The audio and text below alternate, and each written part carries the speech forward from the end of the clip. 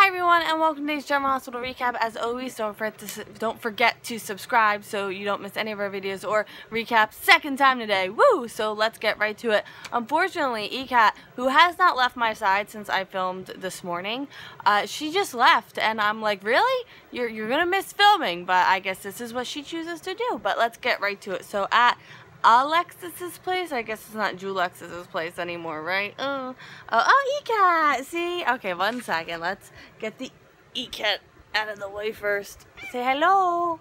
No, you have to look at the camera. Okay, not having it. Not having it today, ECAT says. Okay. So, Alexis is taking an Advil, and to be honest, I don't blame her. For the record, ECAT has come back and is sitting on my leg. So, I guess just camera shy. Kitties, what are you doing? And Alexis takes her ring off. So Sunny stops by to make sure she's okay, and she's not quite sure she's okay. And I'm not quite sure I'm okay. This whole situation, just all of us, not okay. And Sunny doesn't want to say I told you so, but he kind of does. And she tells him that for a brief moment in time, Julian did get out of the mob, but it was for like 10 minutes. And Sunny was worried about her, and... Oh, did someone scare you? Oh, poor ECAT. ECAT, say hi! Say hi! She's so tiny. She's like the tiniest cat in the world, by the way. When she was a baby, we were like, how old are you? So, anyway, Sunny doesn't want to see her in pain, and he's worried about her.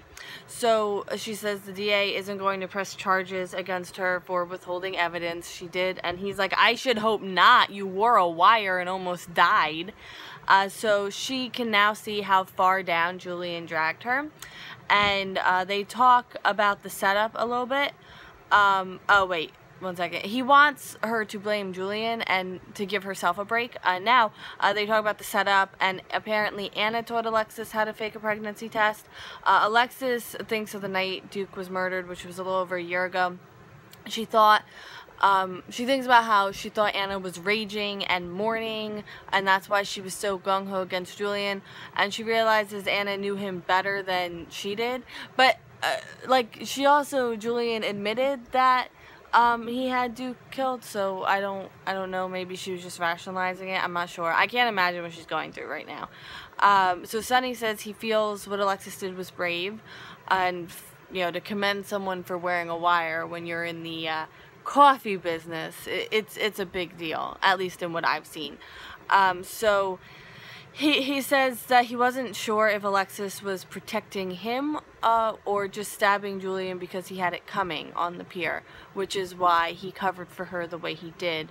I filled that last part in, just figured that's where the rest of the thought was going, because they never really, you know, clinched that. So she says she's glad Julian survived, not because she's still in love with him, but she wants him to spend the rest of his life behind bars. At this point, I'm like, ooh, a Johnny Sakara-Julian alliance in prison? I'm here for that. It's been a while since we saw Johnny. He could come back. Hey, hey, hey.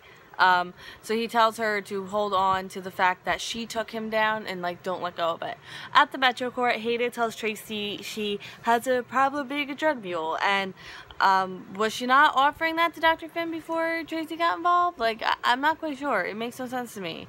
So Tracy gets her dig into Hayden about how she'll risk imprisonment for herself, but not for a friend. And Tracy says she'll go by herself, and Hayden has to be the one to tell Finn that she's not ready to step up for him. In Dr. Finn's room, Dr. Finn is tearing his room apart looking for something. Can't imagine what it is. It's his doses that he hid. He finds a vial, but I think it's like empty. It's hard to tell. I think there's only a little bit in there because he seemed angry after he found it. So Roxy apparently is looking at him condescendingly. I don't know how many looks a lizard has. Oh, I'm sorry, a bearded dragon. He knows he hid extra doses. He just needs to find them. So in this part, I feel like we connect a lot because I too put things in safe places and then forget where those safe places are, which is why I leave notes in my phone now. I used to do that a lot in drum corps. Be like, you left your keys in Daryl's house, and I'm like, oh, good. I would have forgotten that. So Tracy and Hayden show up. It doesn't take long to figure out he's looking for his stash, and Hayden says how the feds are watching her and she doesn't want to go to prison, and he's like, I totally understand, and he thanks Tracy for her good intentions, but he won't let her go. He says she's still recovering from her illness, she's not fit to go overseas, and as her primary physician, he can't in good conscience like let her do this, and he's not asking either of them for help. He's straight up refusing. Like, he says, I'm refusing. Tracy says that she has underworld connections because of her past husbands, and Hayden sees a piece of paper on the floor and puts it in her bag. I do that too. Not at people's houses. I'm just kidding. I don't do that. So he asks them to leave because he's going to work, and Tracy doesn't want to leave, and Hayden's like, no, Tracy, we should go. He wants to go to work. Let's go. We're leaving. And Tracy's mad. Back at the Metro Court, Hayden shows Tracy the invoice she picked up, and it has the name of the drug on it, so they don't need that information for Dr. Finn, and they can help him out without him even knowing. Hey! See, I knew Hayden had something up her sleeve. I don't know. I kind of like her. I feel like me and Tracy are like kind of like the I didn't like you, now I kind of do. Although I don't think I hated her as much as Tracy does, but Tracy has a lot more reason to hate her than I do. So at Crimson, hey Claudette, she compliments Nina on the green issue. Maxie comes in, Nina is proposing a toast.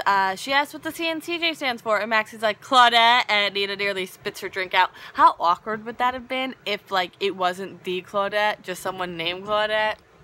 But Nina wants an explanation. She says she wants to get the job based on her merits, and she doesn't expect any special treatment because she was married to her brother, and I'm like, sweetheart, you would not get special treatment. What world are you living in?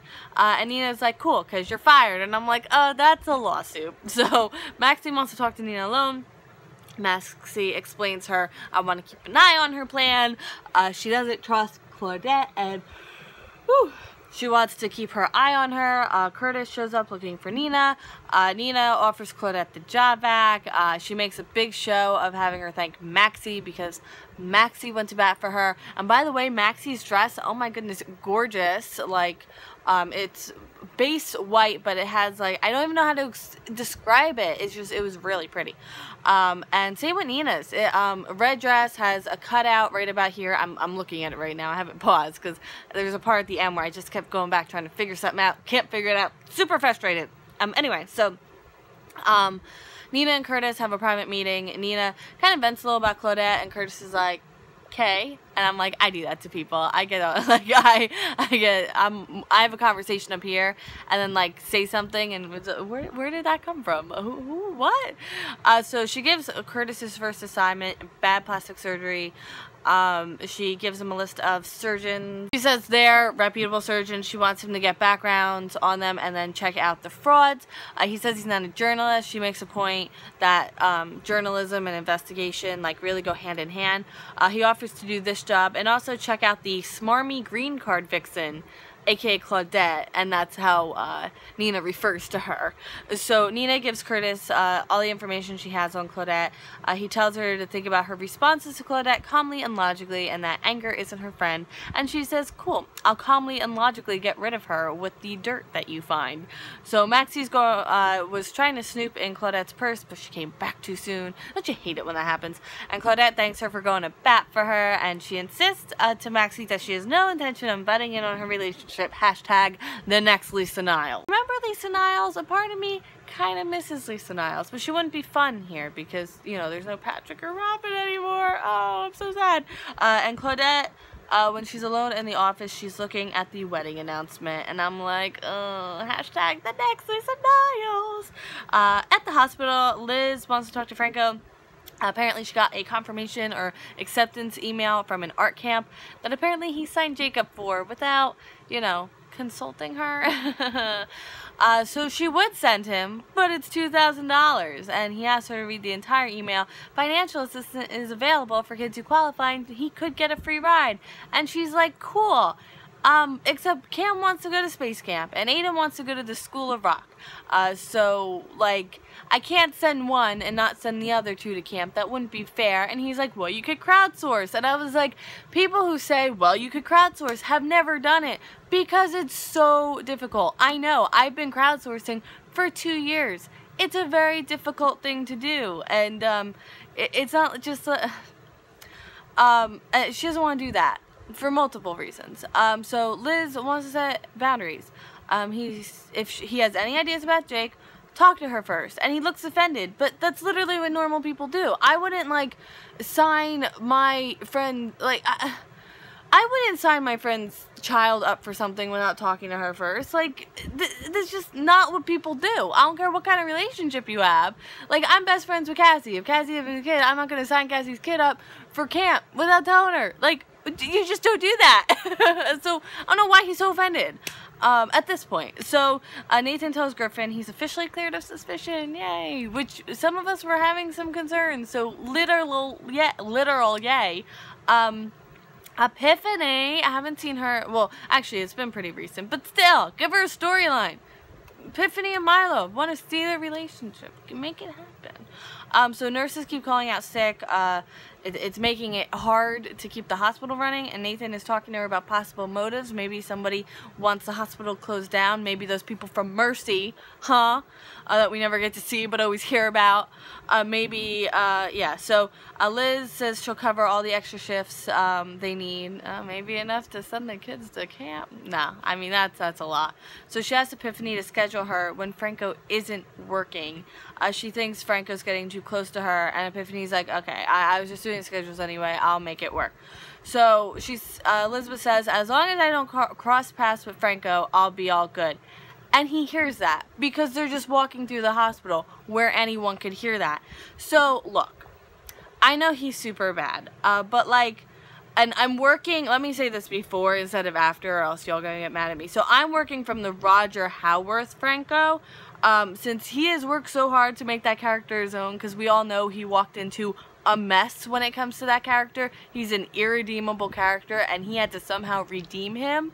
So I'm working from that. I'm not working with the James Franco, because, I mean, okay. So I know there's just too much. There's like, I literally can't say enough words about that side of it. So, like, people were just treating Elizabeth like trash, and for her to turn around and do it to someone else, let alone the only person who talked to her or was even nice to her during the whole Jason ordeal, like, it feels kind of mean. And I know Franco's polarizing. That's why I'm saying I'm working from the pure Roger Howarth Franco that he has built over 2 years.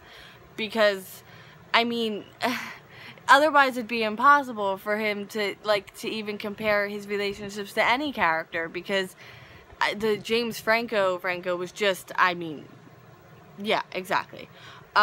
Moving on. So Franco talks to Epiphany. He asks her, why bother changing if people are going to shut you out over the smallest things? And that kind of grew. Yes, he stepped over the boundary signing Jacob for the camp, but now she's talked to him about boundaries. You have to let a person respect that, and then if they overstep again, that, I mean, and I know he's overstepped a few times, but this is the first time she's like, I don't know, maybe it's not my memory. Obviously, I don't know. I don't know. I feel like, I don't know.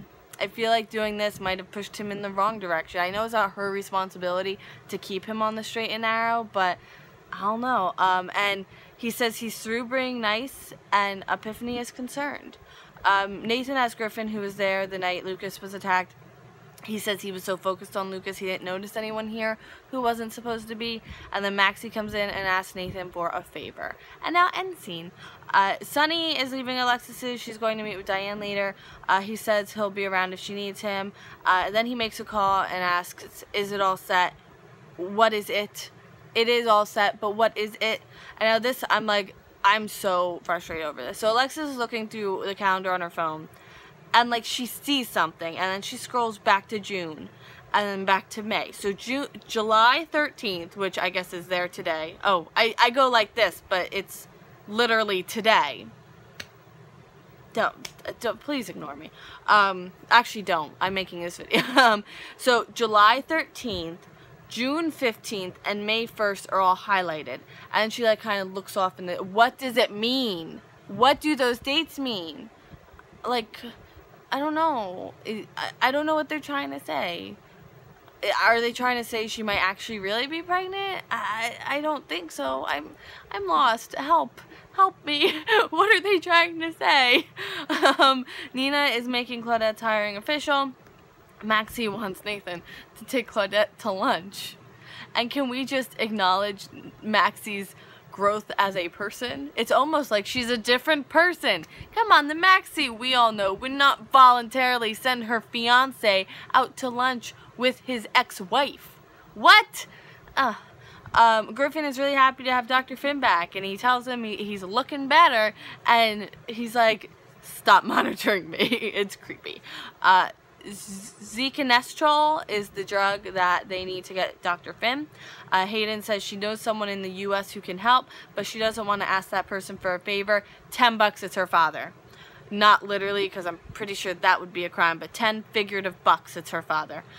Franco runs into the elevator with Elizabeth. It's just the two of them. She asks how his day is going, and he stops the elevator. Oy vey, not good. Yeah. So this week we're voting for Hero of the Week, so make sure you get those votes in tomorrow and Friday and today.